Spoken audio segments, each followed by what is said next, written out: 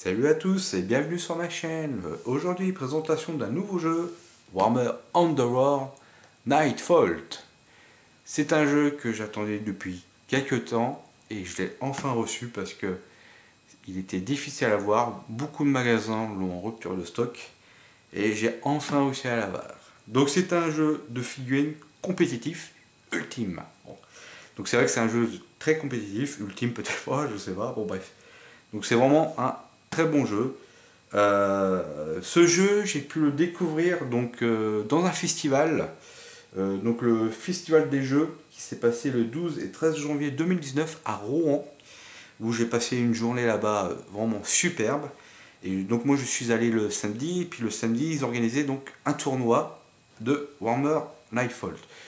J'ai pu discuter avec l'organisateur du tournoi, tout, il m'a expliqué un peu comment ça marchait. Et j'ai trouvé vraiment super bien le mécanisme de jeu, il est vraiment très fluide, c'est vraiment très sympa et je suis tombé vraiment en mode ce jeu. Et donc ce qui est génial dans ce jeu, c'est que c'est un jeu de plateau, un jeu de figurines, un jeu de dés et bien sûr un jeu de cartes. Donc tout ça réuni dans un seul jeu.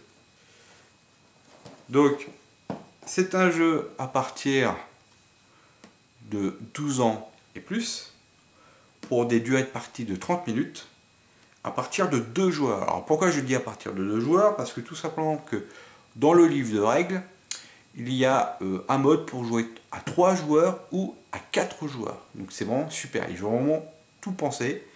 Et ça, je trouve ça vraiment très très bien.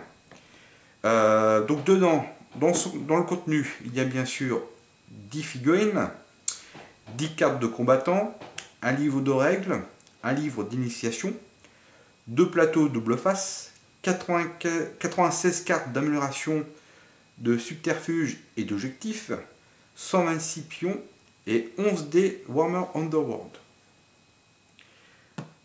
Ça se passe bien sûr dans l'univers de Warhammer. Et on va ouvrir cette boîte.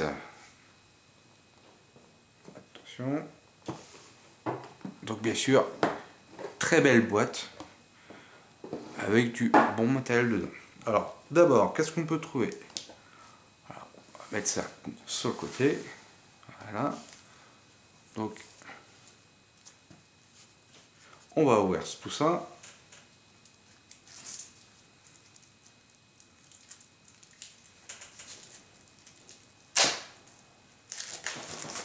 Et voilà.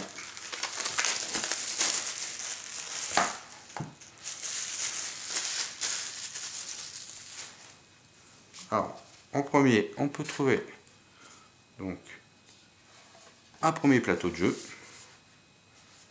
Donc recto, verso, avec des décors différents, qui vont très bien. J'avoue que les plateaux sont vraiment de bonne qualité. On peut voir, hein. Hop, ils sont assez épais, ils sont bien finis sur les côtés. Donc là, c'est vraiment sympa. Les illustrations, elles sont très très belles. Là, on peut voir un morceau de statue ici. Donc c'est vraiment très bien fait. Ensuite, le deuxième, après ça on verra après, le deuxième plateau de mouvement, avec encore un autre décor. Ah, c'est ça qui est génial, s'ils n'ont pas fait, si je me trompe pas, c'est pas du tout les mêmes décors. Donc c'est vraiment 4 décors différents, et ça c'est génial. Donc là, les illustrations sont vraiment bien faites. C'est bien marqué. Bon, super. Ensuite, là-dessus, alors, ouf, là, ils ont fait ça comme des pros. Hop, on va défaire. Tac. Voilà. Donc là, on peut trouver, si je ne me trompe pas, ça doit être des pions, des points de victoire. Et ça, ce sont des pions qui permettent en fait de savoir si on l'a chargé. Je ne sais plus trop, je vais vous dire ça après. Donc déjà, on peut regarder un petit peu. Hop, face cachée, puis là, face découvert. Je sais pas trop à quoi ça sert ça, je verrai. Apparemment ça a l'air d'être nouveau. Pareil pour là. Tac. Recto verso. Et la même chose là. Donc avec des numéros, je crois que ça doit être de... Si je ne me trompe pas, ça doit être les objectifs ça. Voilà. Tac. Bon pareil, la qualité est bien aussi. Hein. C'est bien fini tout. C'est bien découpé. Non, franchement c'est bien fait. Ensuite, dans la boîte, il y a donc le guide d'initiation. Donc tout est sous pochette. Hein. Ah, il y a autre chose encore. Alors je découvre en même temps que vous. Hein. Tout est sous pochette, ça c'est très bien. Hop, on va laisser là. Donc là, la notice hein, pour monter les figurines. Recto verso. Tout bien détaillé, bien expliqué. Ensuite, nous avons le guide d'initiation. Où il y a 8 pages. Donc c'est vraiment le livret qui vous permet d'apprendre à jouer à Warhammer Nightfall. Donc voilà, tout est marqué là. Une bonne partie, ouais, c'est ça. Après je sais pas si dans le livre de règles, je pense que ça doit être mieux précisé quand même, je vais regarder ça. Bon, il y a du fluff bien sûr. Ouais, donc tout est marqué là-dessus. Donc voilà, on va voir vite fait un peu à quoi correspondent les tokens.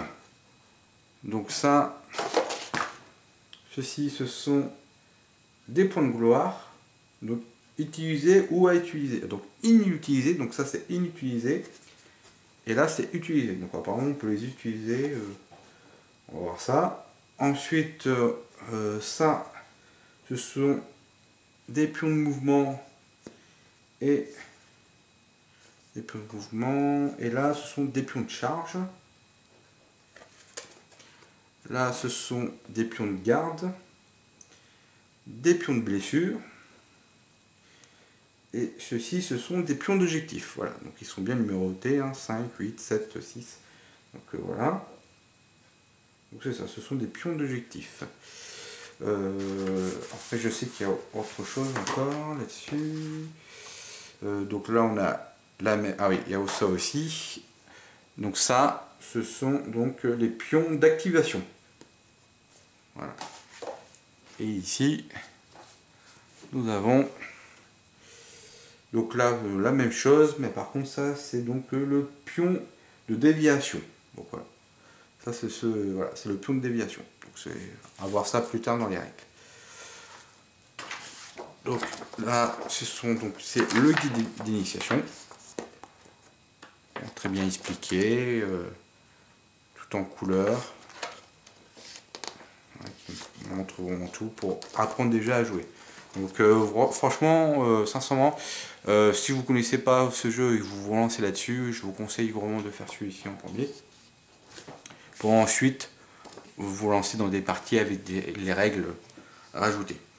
Et là, c'est donc le livre de règles avec, donc il y a 32 pages. Donc avec une séquence de jeu qu'on peut voir. Hein. Donc la mise en place, on place les plateaux, on place les pions d'objectif, on tire les cartes et placer les combattants. Donc bien sûr, une partie dure 3 rounds, pas plus, pas moins. Et à la fin, il y a la victoire.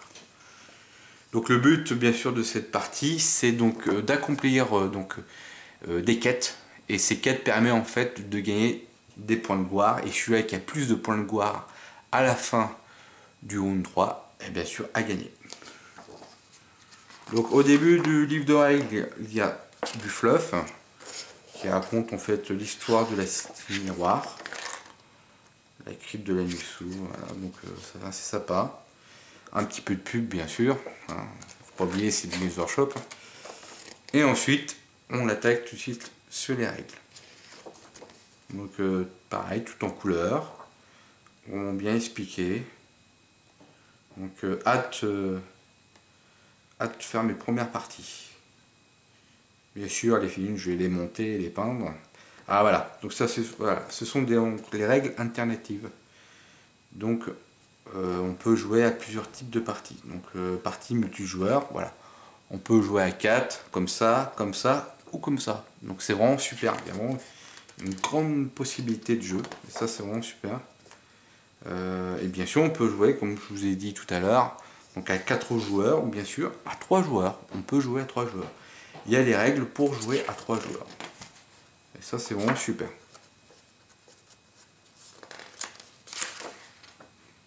Voilà. Donc ça c'est vraiment cool. Hop, hop. Ensuite, qu'est-ce qu'on peut trouver? Ah, le plus intéressant, les figurines. Donc, ceux-là, donc en bleu. Donc bien sûr, elles sont en kit, mais c'est le système, ils appellent ça... alors moi j'appelle ça le système clip. En fait, il n'y a pas vraiment besoin d'avoir de la colle.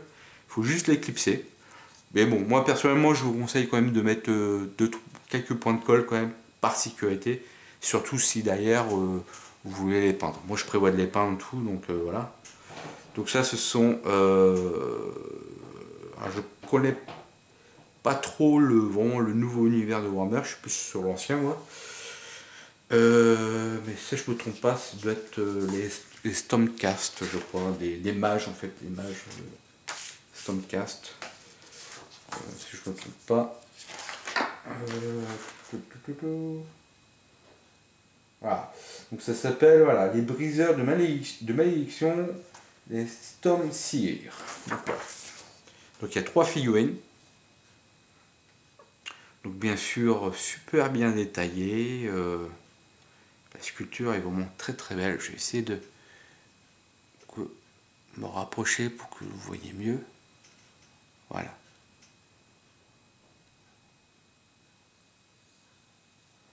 Donc pareil, vous pouvez voir hein, les socles. Donc c'est vraiment les socles, on va dire réglementaires de Warhammer. Hein. C'est exactement les mêmes tailles. Alors, franchement, c'est super bien détaillé. On peut voir hein, le côté où on clipse. Alors, par contre, je suis pas très fan de ces figurines là, surtout au niveau de leur tête. Bah, c'est surtout le casque en fait. Donc, on peut voir ici. Donc là, il y a un casque. Je trouve ça, ça fait tout petit par rapport au corps. Ça fait vraiment petit. Puis là, on voit là, il y a une tête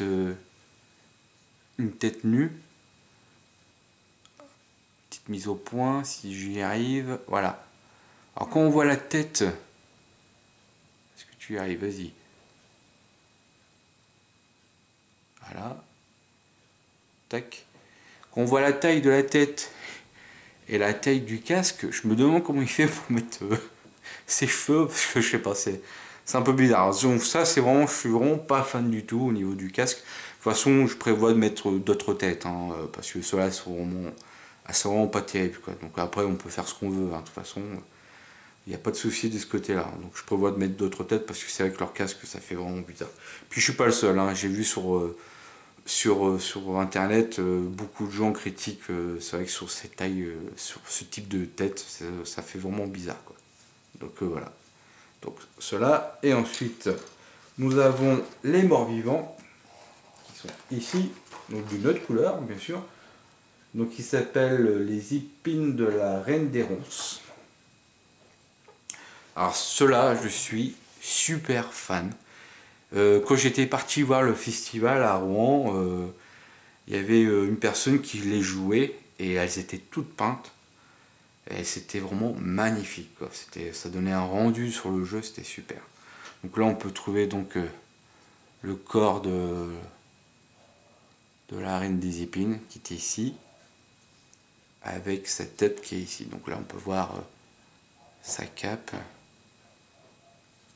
Et là on peut voir la tête. Alors, je vais vous faire montrer la tête, le détail de la tête. Si j'y arrive. Ah. Voilà. Les sculptures sont superbes. Elles sont magnifiques. On peut voir là le bras. Hop, on va essayer de... Voilà, comme ça. Le bras avec les roses dessus. C'est super bien fait, quoi. Pareil, il y en a un autre, je suis assez fan de celui-là. Donc le pendu, en fait. Alors, en fait, il a une espèce de cagoule sur sa tête, mais on voit un peu vraiment le relief du crâne. Ça ressort un peu. Franchement, c'est génial, quoi. Alors par contre, sur cette gamme-là, je vous conseille de faire très attention quand vous allez les détacher de la grappe, parce que j'avoue que ça m'a l'air quand même assez fragile. Donc il faut vraiment y aller doucement avec une toute petite pince, et puis après vous enlevez l'excès avec un cutter. Mais là j'avoue qu'il faut faire vraiment très attention, comme là, hein, on peut voir ici, vous voyez comment c'est tenu, donc il faut vraiment faire gaffe, quoi. Mais hâte de les monter, de les peindre, parce qu'elles sont vraiment magnifiques, quoi. Elles sont géniales, c'est vraiment des très belles figurines. Alors, franchement, ouais. Gazer Shop, ils ont vraiment fait vraiment beaucoup de progrès, que ce soit au niveau de la sculpture et puis de la qualité du plastique. Ensuite, dedans, on peut trouver, bien sûr, les dés. Donc, les dés blancs, ce sont les dés d'attaque, les dés noirs, les dés de défense, et les dés bleus, ce sont les dés de magie. Donc les dés bleus, c'est une nouvelle règle, parce qu'avant ils avaient sorti donc Warhammer Underworld de Shieldspire, je crois, je ne sais plus trop exactement, où il n'y avait pas les dés bleus. Là maintenant, comme ils ont mis dans Nightfall, ils ont mis la magie, donc ils ont ajouté les dés bleus. On va ouvrir tout ça.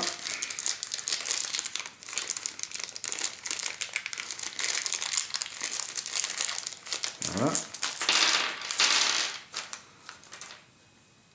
Donc, différents types de symboles. Alors si je me trompe pas, hop, guide d'initiation. Voilà à quoi ça sert, hein, ça sert beaucoup.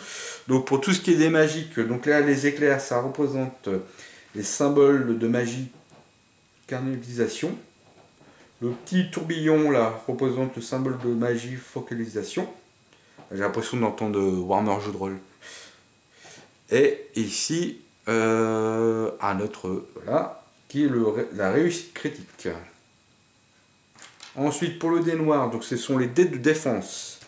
Donc ça, c'est le symbole de défense blocage. Celui-ci, c'est le... Alors celui-ci est... Celui-là, c'est le symbole de soutien. Ensuite, on trouve la réussite critique.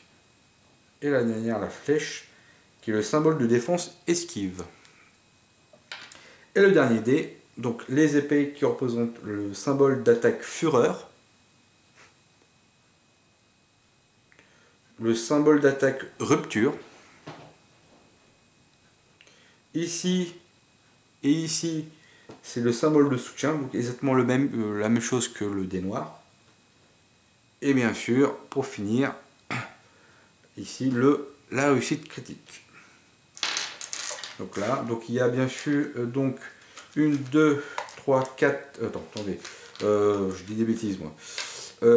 5 dés blancs, 3 dés noirs et 3 dés bleus. Si je ne me trompe pas, c'est ça.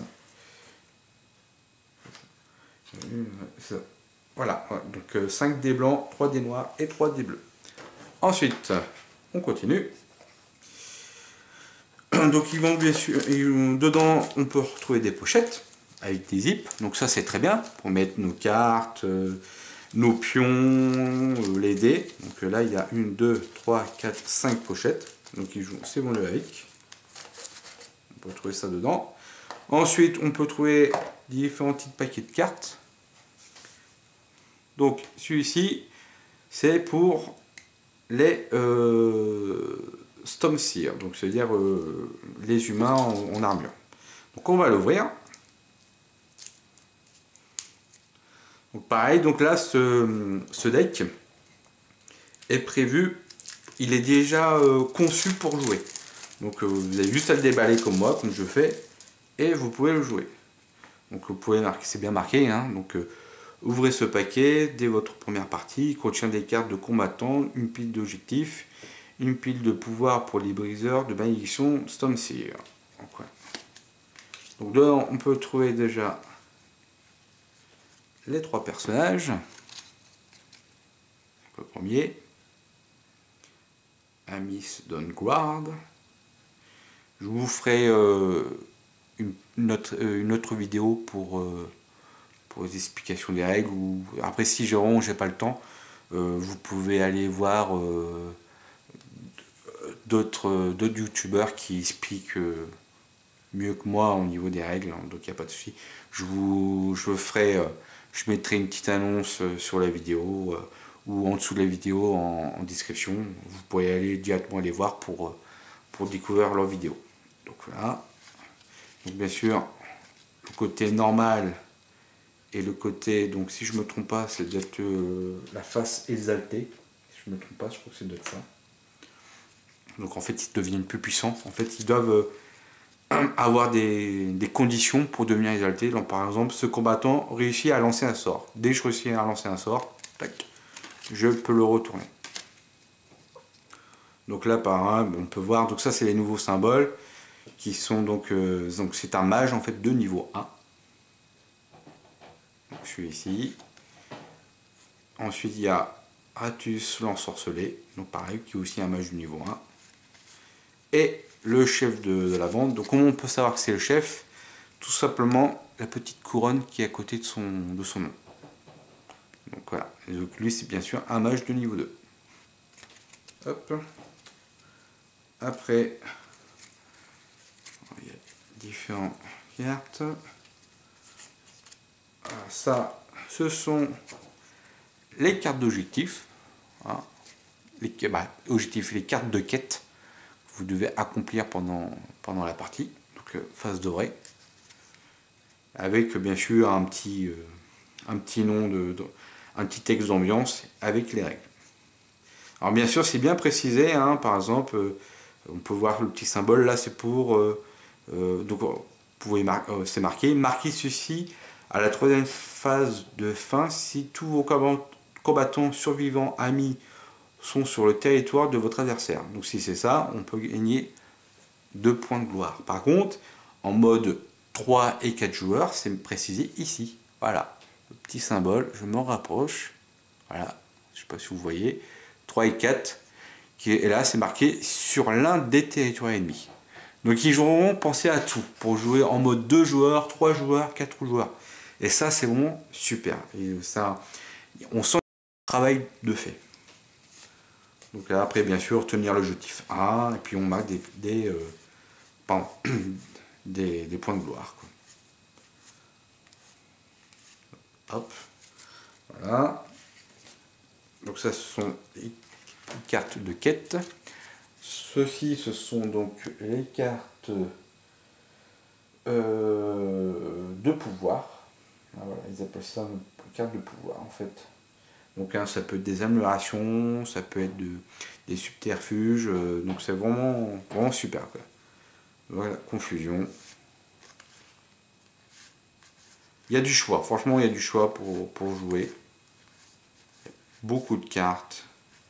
Les illustrations sont vraiment sympas, quoi. Je suis assez fan. Donc il y a bien sûr certaines cartes qui sont réservées à des personnages. Hein. Donc voilà. C'est vraiment génial. Là je vous fais vraiment un déballage de la boîte de base pour savoir ce qu'il y a dedans. Quoi. Donc voilà pour le premier deck. Et le deuxième qui est ici. Donc celui-ci c'est pour les morts vivants. Donc si bien sûr j'arrive à l'ouvrir.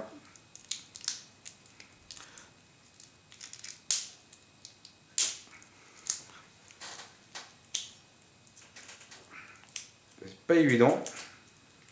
Elles sont tellement bien emballées que j'ai du mal à les ouvrir.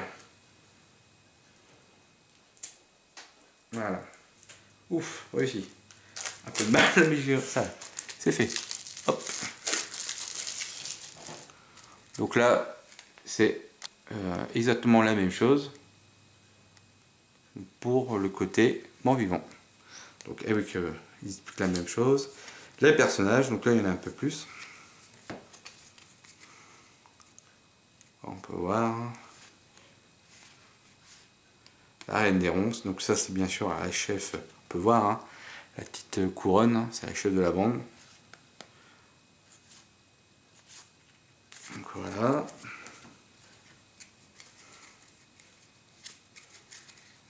Et dedans, là on peut trouver donc exactement d'autres cartes, hein, on peut retrouver la même chose, mais il y a bien sûr plein de nouvelles cartes. Donc ça c'est vraiment les cartes de base, et là les cartes de quête. Avec, je crois que ça doit être à peu près la même chose, quoi, avec des trucs spéciaux pour les morts-vivants. Donc voilà. Et celui-ci, donc le dernier paquet.